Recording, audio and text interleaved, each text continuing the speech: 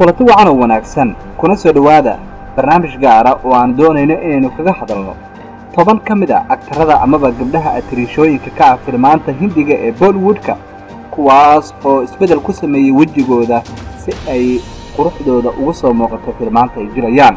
magacyada atriishooyinka aad halkaas ka heli doontaan waa kuwo aad u qurux badan marka aad filmaanta ka daawanayso, laakiin ma ogtahay inta aysan qaliinka isku sameyn sida ay ahaayeen.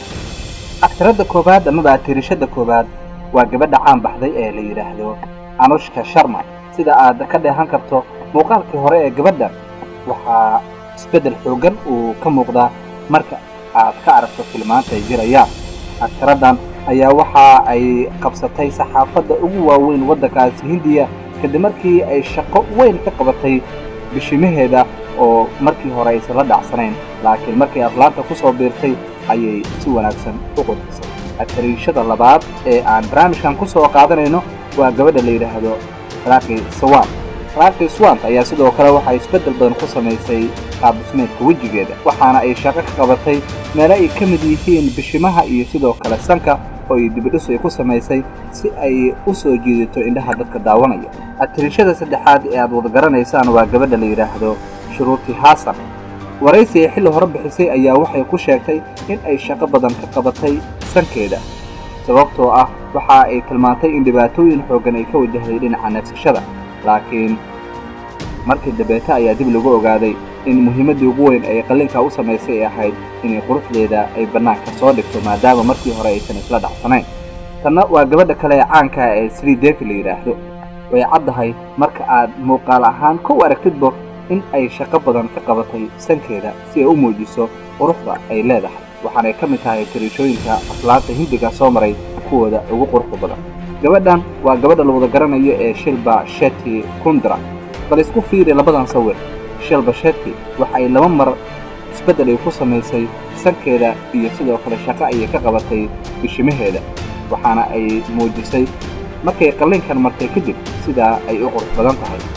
Kangana Ranaut waa atriisho kale oo aflaanta Hindiga jisha. waxay isbedel badan ku sameysay jirkeeda gaar ahaan dhinaca wajiga. waxa ay qaliin isaga sameysay oo dib isaga dhistay dhinaca bishimaha, waxaana ay si gaar ah bishinta sare ay u sameysay in ay kor u qaado halka bishinta hoosena ay hoos u dhigtay si ay u muujiso quruxda ay leedahay.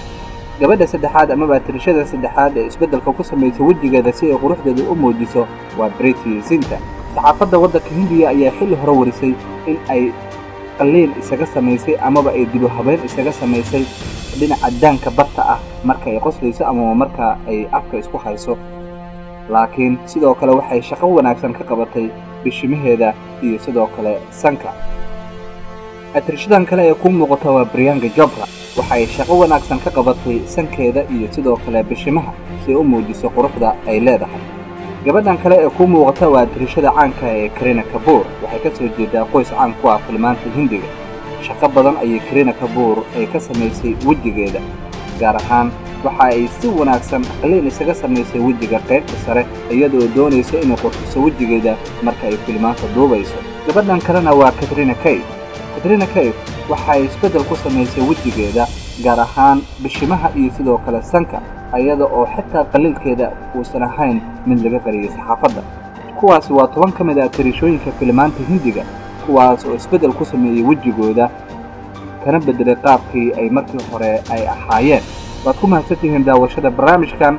fadlan si aad barnaamijyo kale u hesho oo kuwan kana xiiso badan subscribe dheh page-kan naguna soo biir.